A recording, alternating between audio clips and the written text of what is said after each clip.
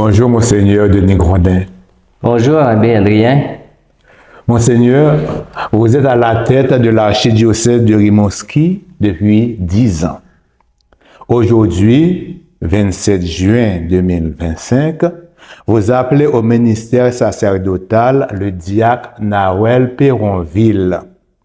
Il est le premier prêtre que vous ordonnez depuis que vous êtes évêque. Et le premier prêtre du diocèse de Rimouski depuis 25 ans, car la dernière ordination sacerdotale dans le diocèse date de l'an 2000. Comment vivez-vous cet événement? Je le vis comme une joie de voir la fidélité du Seigneur qui appelle encore, qui appelle des hommes de tout pays, toute culture. Et à travers l'ordination de Nawel, comme c'est la première fois que nous accueillons un prêtre qui soit ordonné ici, qui a étudié à Québec, qui vient d'Haïti, qui soit donc ordonné dans notre diocèse, c'est une façon aussi où Dieu manifeste l'ouverture que nous devons avoir au niveau vocationnel entre les différentes communautés chrétiennes, d'un diocèse ou l'autre, d'un pays ou l'autre. Hein. Dans le contexte actuel où il y a une certaine pénurie de prêtres, depuis 25 ans, vous l'avez dit, hein? Ah oui. Mais il y a la fidélité de Dieu à côté. Dieu n'est pas sourd, n'est pas absent. C'est sûr que le fait qu'il y ait si peu d'ordination doit nous interpeller sur notre façon d'être ou de faire Église, de susciter le goût de s'engager. Mais cette crise vocationnelle ne veut pas dire qu'il n'y a pas de vocation. Non. C'est la réponse qui est plus difficile, hein, parce que on affiche toutes sortes de modèles dans notre monde de réaliser sa vie. Mais au niveau des engagements à long terme, on peut dire même que le mariage est en crise. Toute vocation à long terme. Au fond, ça nous dit une chose. C'est vrai que comment penser le long terme dans une société qui est toujours sur le nez collé sur l'immédiat? Eh bien, le long terme doit être envisagé selon la vision de Dieu. Oui. On dit qu'il est éternel, c'est pas mal le long terme. Et puis, dans ce long terme, eh bien, le Seigneur appelle depuis des générations des hommes ou des femmes consacrées, des hommes prêtres, des hommes consacrés, des couples, différentes personnes à donner leur vie pour le royaume de Dieu. Alors, je me réjouis parce que ce qui est mis en valeur, c'est la fidélité du Seigneur et aussi la réponse de Nawel, bien incarnée. Il s'est préparé, il a réfléchi ici, et c'est le contexte dans lequel on se trouve qui est bien différent un peu de la façon peut-être de faire Église dans les communautés chrétiennes d'Haïti ou de participer. Mais il répond généreusement. Et quand quelqu'un répond à sa vocation, eh bien, chacun, il revit sa réponse. C'est comme ça que je vis cet événement que nous allons célébrer le 27 de juin à la cathédrale. Oui. Cette année, c'est une année jubilaire. Et vous voulez nous faire vivre dans le diocèse un jubilé des prêtres. Que signifie un tel événement pour un évêque? Le jubilé des prêtres, il est déjà prévu dans le programme à Rome. Oui. J'ai des confrères évêques, c'est le jubilé des évêques, le jubilé des prêtres, il y a eu le jubilé de la vie consacrée. Alors, toute cette année 2025, comme à tous les 25 ans, l'Église proclame un temps de réjouissance, d'action de grâce et aussi de demande de grâce particulière. On appelle ça la grâce du jubilé. Oui. Parce que le jubilé signifie un temps d'arrêt, de réflexion. C'est orienté beaucoup sur l'espérance. Hein. Vous avez vu la grande pancarte, là? Oui. Marchons dans l'espérance. Pèlerin d'espérance. Oh, pèlerin dans l'espérance. Oui, bon. oui. Nous sommes des pèlerins d'espérance. Donc, se réjouir d'être des pèlerins ensemble, les prêtres, les laïcs, les baptisés, des gens aussi de la communauté œcuménique, des consacrés, marcher ensemble dans cette direction qui est venue instaurer le Christ de liberté des enfants de Dieu. Et puis, le jubilé des prêtres, ben, ça signifie, pour moi, rendre grâce pour le quotidien des prêtres. Parce que des fois, on pense c'est les grands événements. Eh bien, les prêtres en paroisse, sur le terrain, ils sont confrontés à ce quotidien de prier pour le peuple de Dieu, d'enseigner, d'accompagner et de former des gens qui aident à découvrir Jésus dans la catéchèse.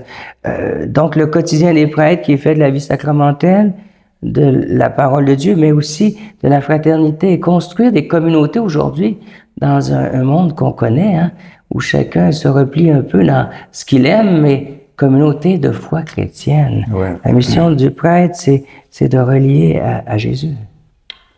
Parlant du quotidien du prêtre, quel serait, d'après vous, le défi actuel dans le ministère sacerdotal?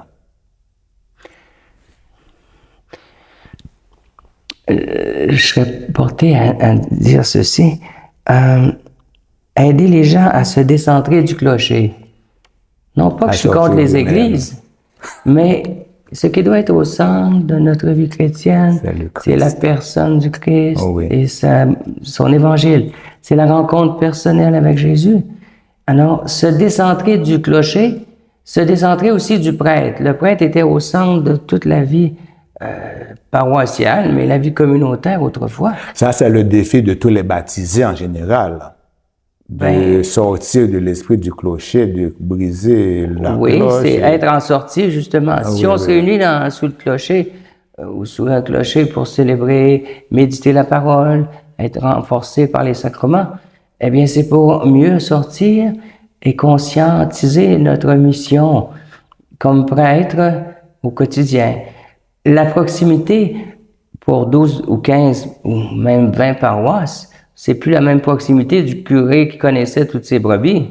Donc, il y a un défi du prêtre d'aujourd'hui, trouver une relation à la fois de proximité, mais surtout un groupe de chrétiens qu'il forme, qu'il accompagne pour être missionnaire avec lui dans ce contexte. Hein, où est-ce qu'on ne vient pas pour condamner, pour moraliser, mais pour relever la dignité des personnes et leur donner le goût de Dieu, le goût d'une vie spirituelle concrète.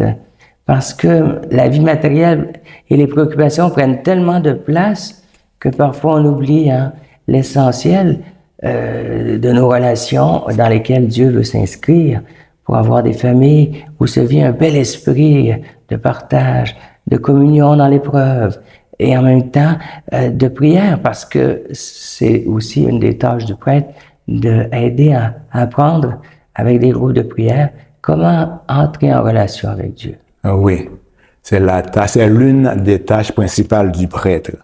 Mais pour un évêque, qu'est-ce qui fait votre joie dans le ministère épiscopal? En cette année jubilaire, quelle espérance, quel signe d'espérance voyez-vous dans le monde, dans l'Église, et qui vous encourage dans votre mission de pasteur? Comme évêque, premièrement, je suis relié aux prêtres. Oui. Les prêtres sont les premiers collaborateurs de l'évêque, par lesquels et avec lesquels il agit sur le terrain. Donc, ma joie, c'est quand entre prêtres qui sont au service, on vit d'abord une communion entre nous. Chacun ne décide pas ce qu'il veut dans son petit coin, qu'est-ce qu'il va faire tout seul. Chacun n'est pas dans son coin. Alors, on doit former un certain corps presbytéral avec l'évêque, où on nourrit de notre affection fraternelle, de notre prière mutuelle, les uns pour les autres, ce goût de la mission ensemble. Être envoyé seul, c'est même pas dans l'Évangile. Jésus les envoyait toujours deux par deux. Oui. Et puis, c'est ce qu'on essaie de vivre. Deux par deux, ça veut dire que même l'évêque n'est pas envoyé seul. Il est avec une équipe, il est avec les prêtres, pour aussi discerner comment Dieu agit. Où est-ce qu'il nous envoie? Dans la dernière visite pastorale, on parlait de être présent sur certains parvis. Les parvis de la souffrance, de l'isolement, les parvis de peut-être la pauvreté d'éducation de la foi. Donc, ces parvis où l'être humain se questionne puis cherche des réponses, et qu'ensemble, on les trouve à l'écoute de Dieu, à l'écoute aussi des appels qu'il nous fait dans le monde. Alors, ce qui fait ma joie actuelle et ce qui me donne de l'espérance, c'est tous les mouvements de proximité avec le monde ordinaire. Le monde ordinaire, oui. Le monde ordinaire, c'est découvrir qu'ils sont extraordinaires. Ils vivent des choses, mais se faire proche d'eux, c'est toujours pour moi une victoire, parce que c'est dans le sens de l'Évangile, la Galilée actuelle. Être sur la Galilée actuelle. Hein. Quand s'établissent des partenariats pour de l'entraide, devant des épreuves, devant des pauvretés. Les gens sont créatifs, vous savez. Oui. Et des fois, ils nous inspirent d'être partenaires avec eux pour qu'à travers ces initiatives, on découvre qu'il y a un amour sous-jacent. Le cœur humain est fait pour aimer, pour se donner et pour être attentif aux plus petits. Ça goûte l'Évangile, ça sent l'Évangile. C'est la joie de l'Évangile. Ça fait partie de la joie de l'Évangile. Et en même temps, il me semble qu'il y a un défi actuellement de peaufiner notre vision, c'est-à-dire la vision que Jésus a sur le monde. Dieu a aimé le monde, il continue de l'aimer. Il ne vient pas condamner. Non. Et au-delà des résultats, on est habitué des grands résultats. Hein. Si on n'est pas premier comme aux Olympiques, on n'est rien. Au-delà des résultats, la patience du semeur, la patience de celui qui cultive et met en valeur les fruits de l'esprit. Donc, un ministère de patience, d'accompagnement dans la patience. Au fond, nous sommes en sortie pour aussi lutter contre soit notre égoïsme personnel, mais un certain égoïsme collectif. On est porté facilement à s'installer dans notre retraite, dans nos souliers, dans nos conforts, nos zones de confort, et puis dire le reste, ça me préoccupe pas. Mais nous devons être préoccupés pour tout ce qui concerne l'être humain, aussi bien proche que loin. Oui. La paix dans mon milieu, qui contribue aussi à porter la paix pour toute l'humanité. La générosité aussi qui se fait. Il y a des gens qui sont jamais à la retraite, parce qu'ils ont compris une chose. La vie chrétienne, avec Dieu, ne nous met pas sur le bord de la route, retirée de l'engagement de notre cœur et notre vie. Oui. Notre cœur se rajeunit dans différentes formes missionnaires. Alors peut-être c'est le défi, l'espérance que j'ai dans le monde actuel. On a beaucoup de moyens, et puis il y en a beaucoup de moyens de se solidariser. Encore faut-il s'interpeller mutuellement. Enfin, je souhaite qu'on soit une Église prophétique qui n'ait pas peur de déranger par ses actions. Pas déranger pour déranger, mais déranger parce que le changement de société nous appelle à un certain dérangement. Je regarde juste au niveau des communications. Heureusement qu'on a, aujourd'hui, on a un caméraman, on a l'Internet pour faire cette émission, donner des témoignages. Alors que nous entrions aussi dans des voies variées oui. où l'Esprit Saint veut travailler. Oui. Par la musique, par différentes façons. Les nouveaux moyens que l'Esprit Saint met à notre disposition. Mais il n'y a rien qui remplacera la communauté chrétienne. La communauté des baptisés. C'est pas virtuel. Oui. Oui. Non. Alors, bon jubilé à tous, avec les beaux témoignages que vous entendez. Merci beaucoup, Monseigneur, et bon jubilé aussi. Merci, Adrien. Bonjour, mon père. Bonjour, mon frère. Vous êtes un prêtre camerounais. Vous êtes un étudiant au doctorat à l'Université Laval. Et vous rendez service au diocèse de Rimouski depuis environ 1 an.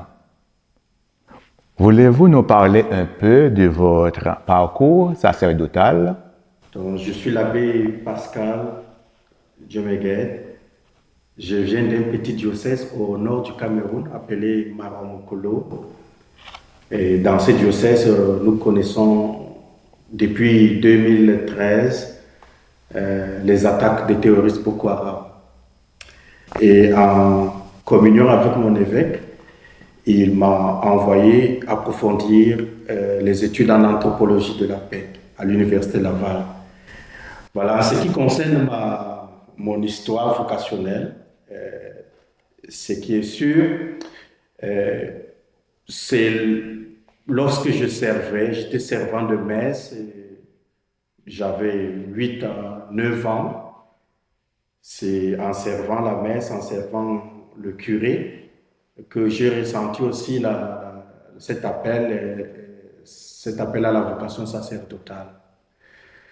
Donc je reconnais que les religieuses de la Sainte Famille de Bordeaux ainsi que mes parents ont joué un grand rôle dans le mûrissement de cette vocation. Donc, ce qui fait qu'à 10 ans, je me suis séparé de ma famille pour aller au petit séminaire. Ensuite, le Seigneur, en bénissant ce projet, m'a envoyé tour à tour donc, au grand séminaire Saint-Augustin de Marois. Et j'ai été ordonné prêtre le 23 novembre 2013, le jour de la célébration du jubilé de l'année de la foi. Merveilleux. Qu'est-ce qui fait votre joie d'être prêtre?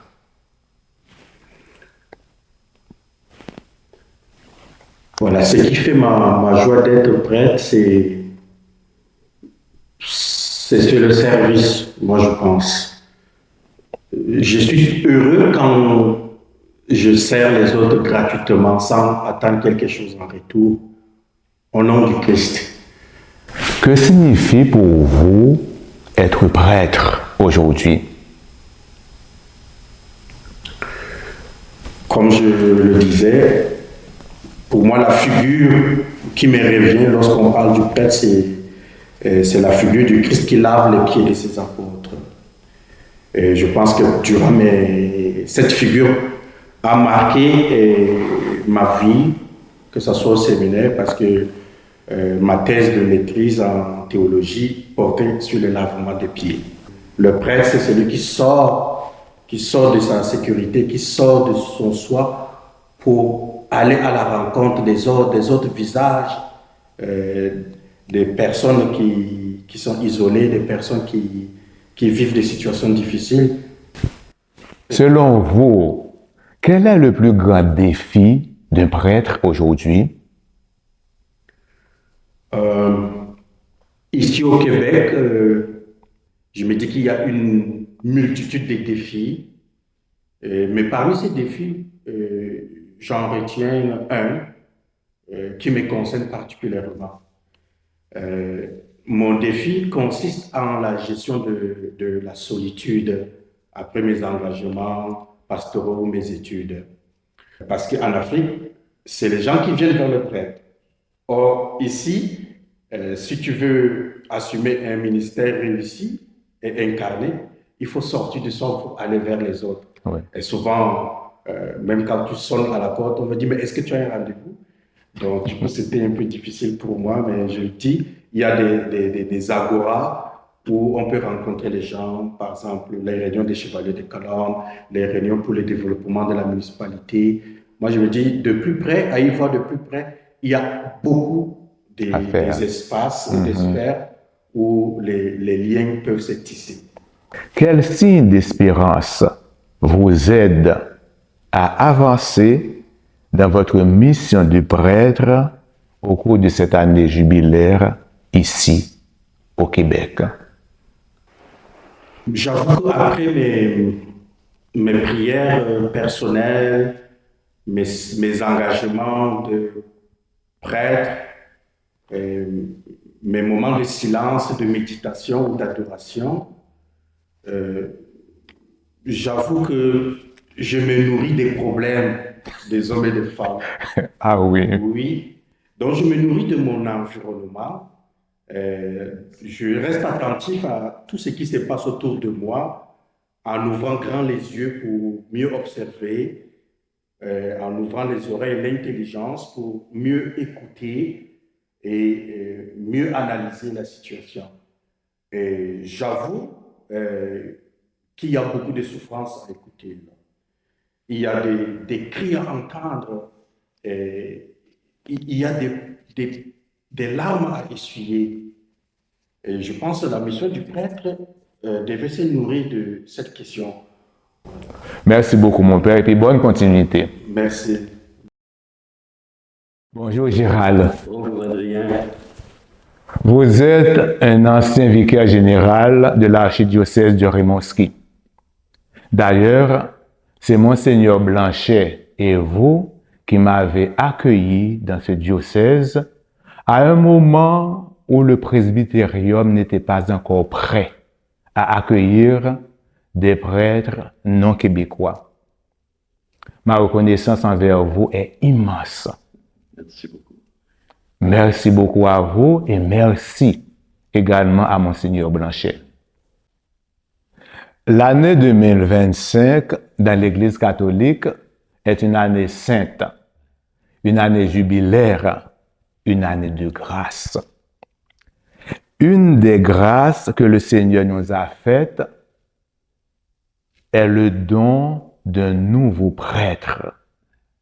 C'est un véritable jubilé parce que cela fait 25 ans depuis que nous n'avons pas eu une ordination sacerdotale dans le diocèse. Nous jubilons, nous rendons grâce à Dieu. Dites-nous, Gérald, depuis combien de temps êtes-vous ordonné prêtre? Ça fait 57 ans. 57 ans. Le 2 juin 1968. Après 57 ans d'ordination, que signifie pour vous être prêtre aujourd'hui? Je pense que c'est à peu près ce que ça signifiait aussi, il y a 57 ans. Pour moi, être prêtre, c'est être en amitié profonde avec le Seigneur. C'est aussi être à son service et au service de l'Église, au service des communautés. Qu'est-ce qui fait votre joie d'être prêtre? D'abord, j'ai toujours beaucoup de joie à célébrer avec des communautés, à célébrer les sacrements avec des personnes qui sont là, qui veulent, qui sont croyantes, comme par exemple actuellement, je suis aumônier à l'hôpital, au CHSLD, à la maison des aînés. Alors quand je vais donner l'onction des malades et que le malade me regarde et est tout heureux de recevoir l'onction et je vois la paix en lui s'instaurer, alors ça pour moi c'est une grande joie. La joie aussi de vivre avec des communautés, de petites communautés. Aujourd'hui, c'est plus ça, des petites communautés. Et la joie de partager avec ces communautés. Une autre source de joie pour moi, c'est de faire partie d'une communauté fraternelle de prêtres qu'on appelle Jésus Caritas. Oui. De petites communautés familiales aussi, qu'on appelle couple et famille. De voir aussi des jeunes pousses, des jeunes qui s'intéressent à la vie de l'Église, qui ont la foi et qui s'engagent.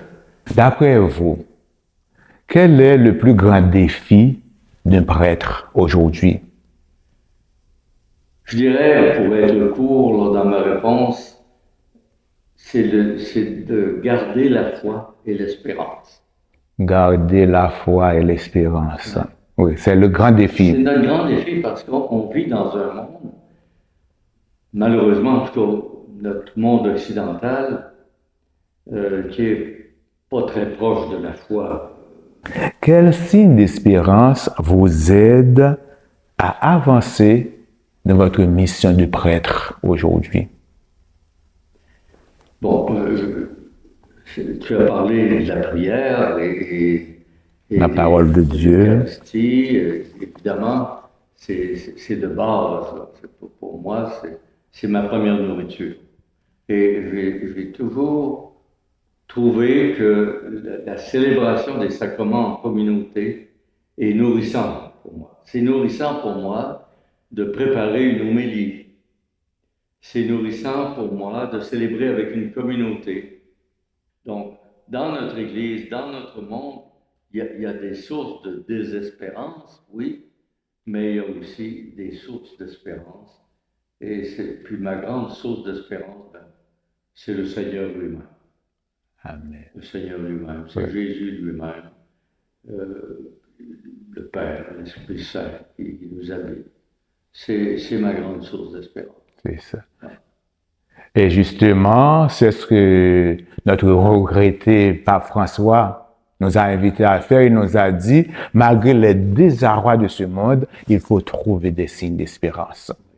Et dans la lettre, dans la bulle d'indiction de l'année jubilaire, il nous a présenté des signes d'espérance concrets là où on ne s'y attendait pas. Trouver des signes d'espérance dans un malade. Trouver des signes d'espérance chez les pauvres. Trouver des signes d'espérance chez un jeune mal pris. Merci beaucoup. Bienvenue. L'abbé Gérald Roy. Merci beaucoup. Ancien vicaire général du diocèse de Rimouski. Mais surtout ancien curé. Ancien curé. Bonjour, l'abbé Auguste. Bonjour, l'abbé Adrien.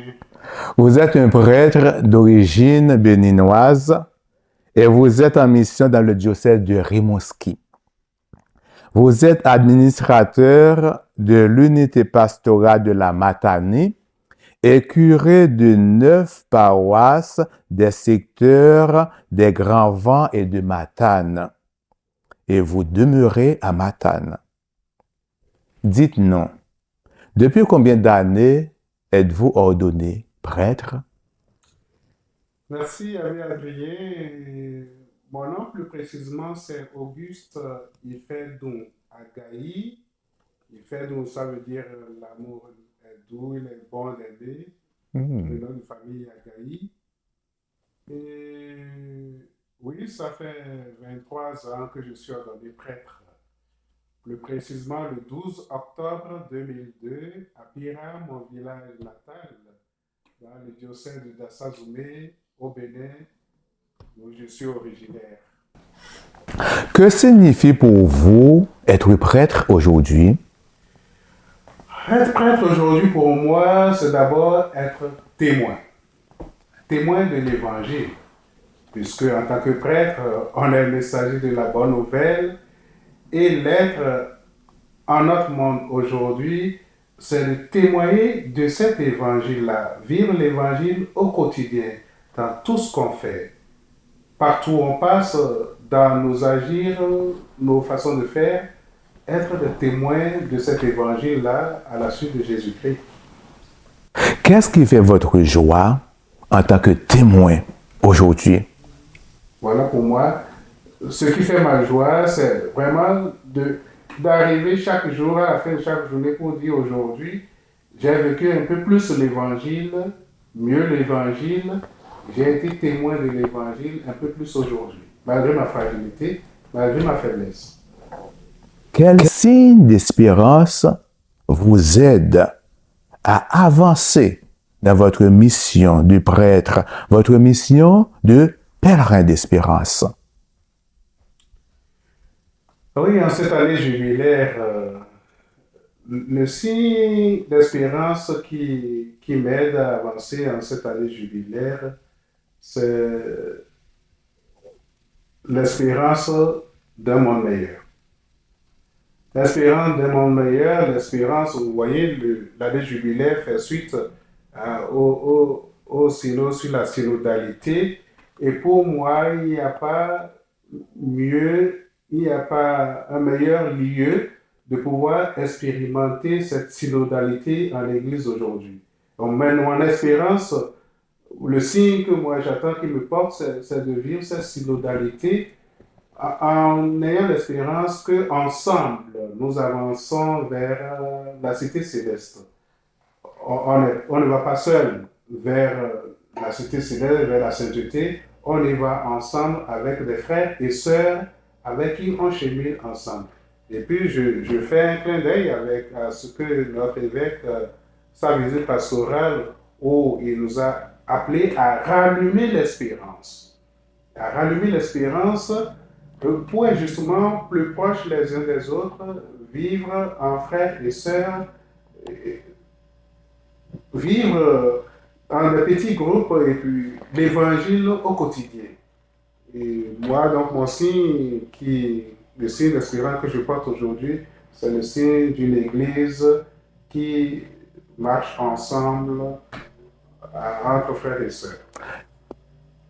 Une église qui marche ensemble entre frères et sœurs pour un monde meilleur. Naturellement. Oui, oui, oui, oui. Si nous marchons ensemble, nous ne pouvons que construire un monde meilleur.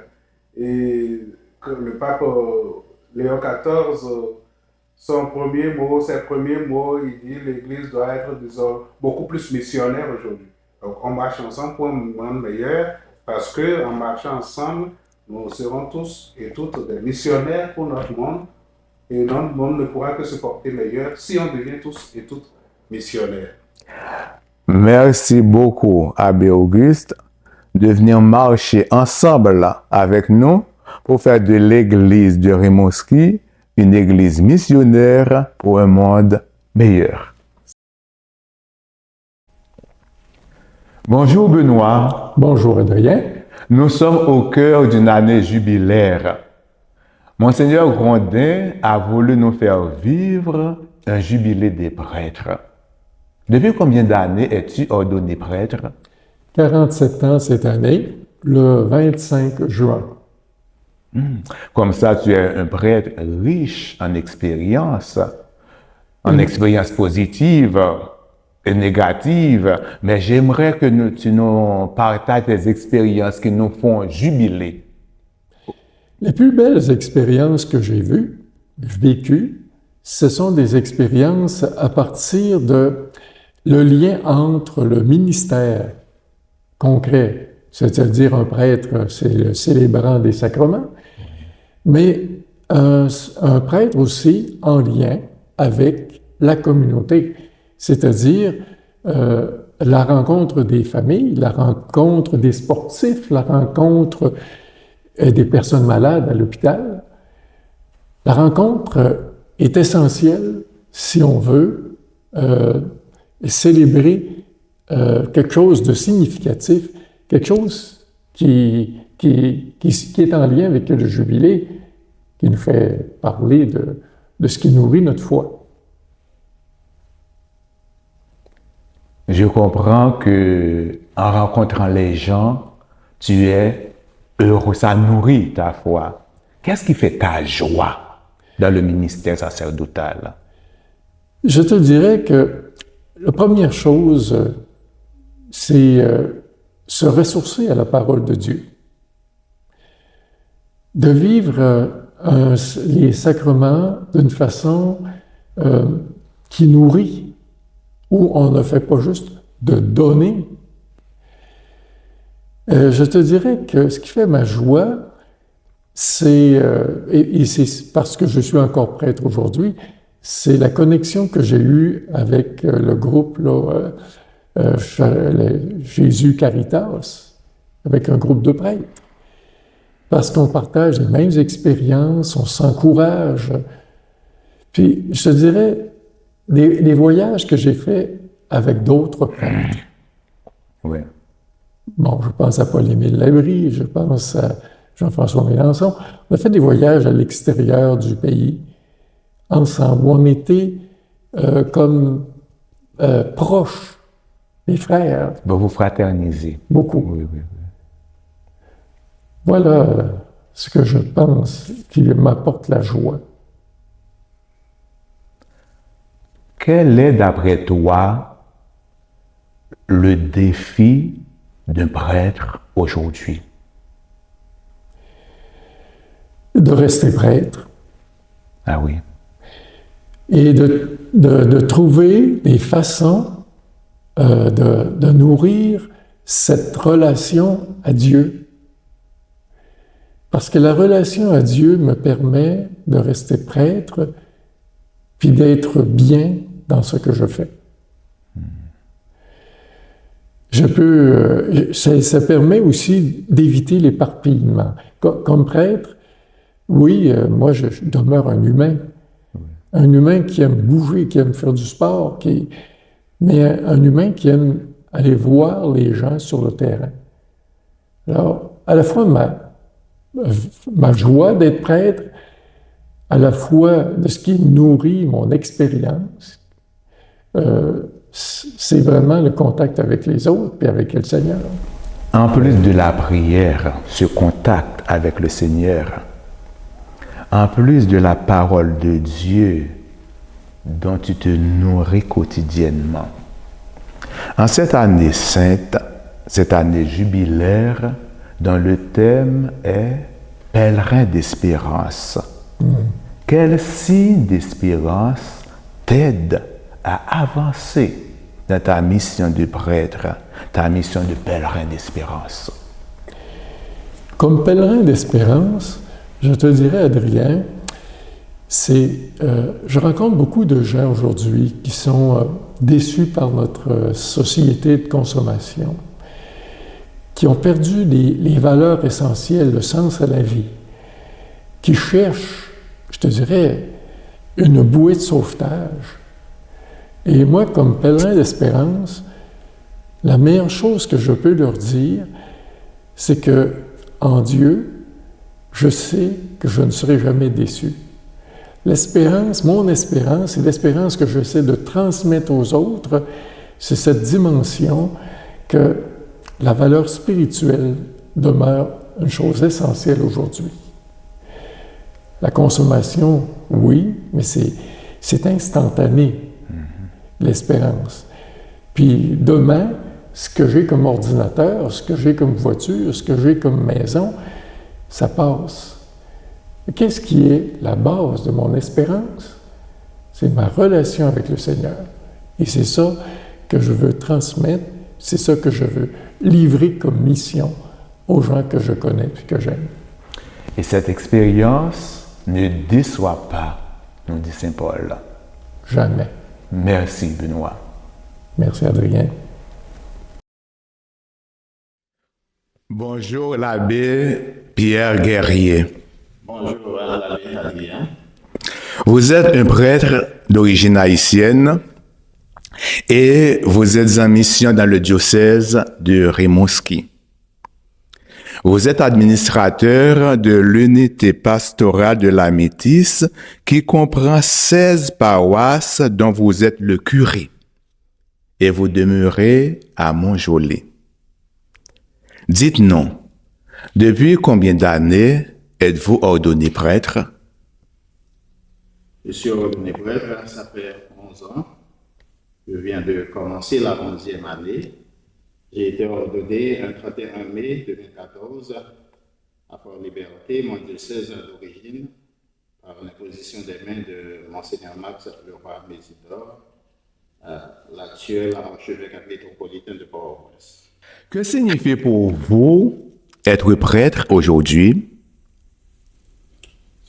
Être prêtre aujourd'hui signifie pour moi avoir beaucoup d'humilité et de courage.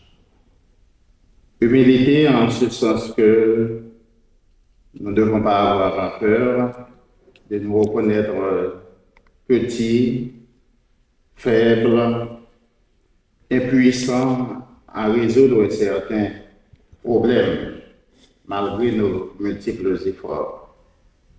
Avec l'humilité, le courage, auquel on peut ajouter d'autres vertus, la foi, l'espérance, la charité. Bien qu'en prêtre aujourd'hui, on peut être heureux et joyeux dans le ministère. Qu'est-ce qui fait votre joie comme prêtre aujourd'hui? Ce qui fait ma joie comme prêtre aujourd'hui, c'est le fait que je me trouve dans un corps ecclésial, presbytéral, qui m'accueille. Et ça a été toujours comme ça dès le début de mon ministère. Et arrivé ici, à Rimouski, c'est pareil. Il y a ce qu'on appelle la communion sacerdotale. D'après toi, quel est le plus grand défi d'un prêtre d'aujourd'hui? Moi, je crois que c'est la question la plus difficile à répondre. Mais je dirais que c'est la crédibilité. Aujourd'hui, on est en perte de crédibilité. Les gens, le peuple de Dieu, ne nous fait pas trop de crédit, ne nous donne pas de crédit. C'est parce qu'il y a beaucoup de choses qui se sont passées dans l'Église, malheureusement. Et pour la plupart des gens, ils ne sont pas capables de faire la part des choses. Et ils mettent tout le monde dans le même palier. Et c'est là qu'on doit faire attention en Église, que ce soit comme prêtre, comme baptisé, quand on pose une action. C'est tout le corps, n'est-ce pas, qui est impliqué quand on pose une mauvaise action. Donc c'est la crédibilité.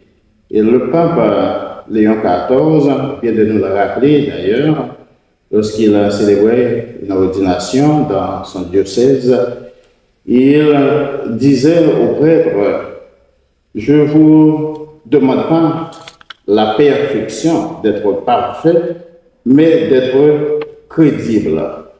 Et ça, je trouve que c'est très fort. Nous ne sommes pas parfaits. Nous sommes perfectibles, nous sommes en route, mais nous devons être crédibles pour faire le ministère. Donc, c'est l'un des grands défis que nous avons à relever aujourd'hui.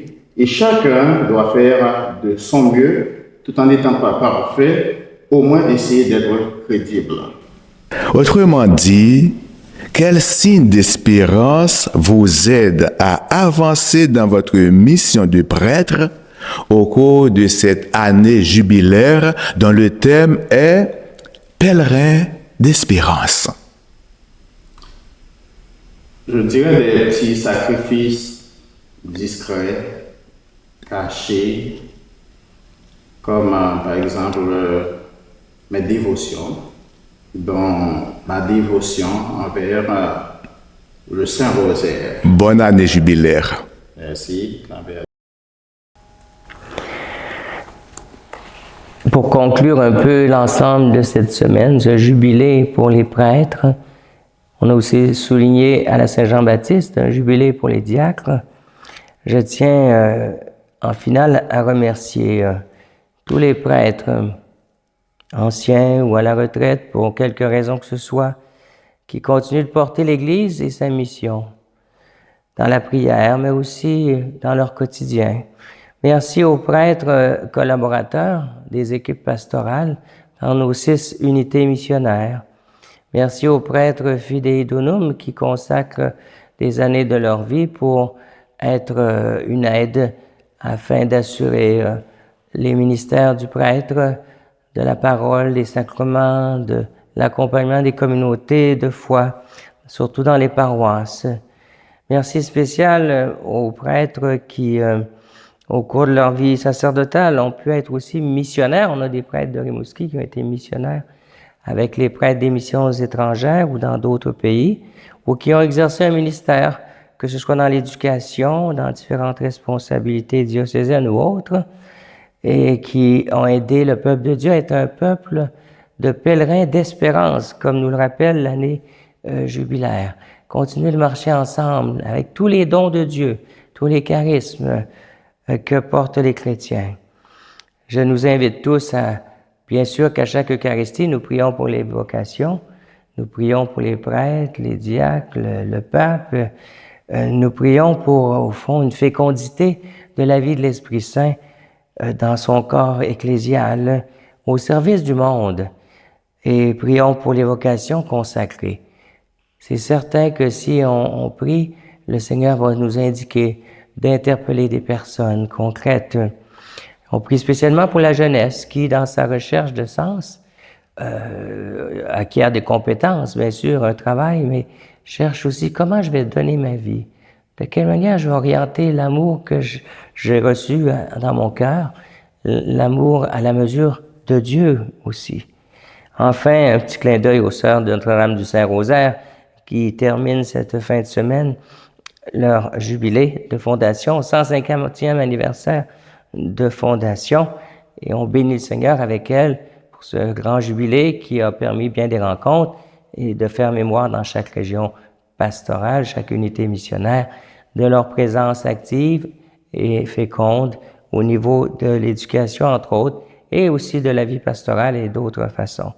Alors que tout ce jubilé dans la célébration de l'ordination, notre frère et ami, l'abbé Nawel, nous conduise à être des gens qui se rappellent la fidélité de Dieu et de porter dans notre cœur multiples vocations et un sens de l'Église au service de toute l'humanité qui a sans cesse besoin de paix et d'espérance.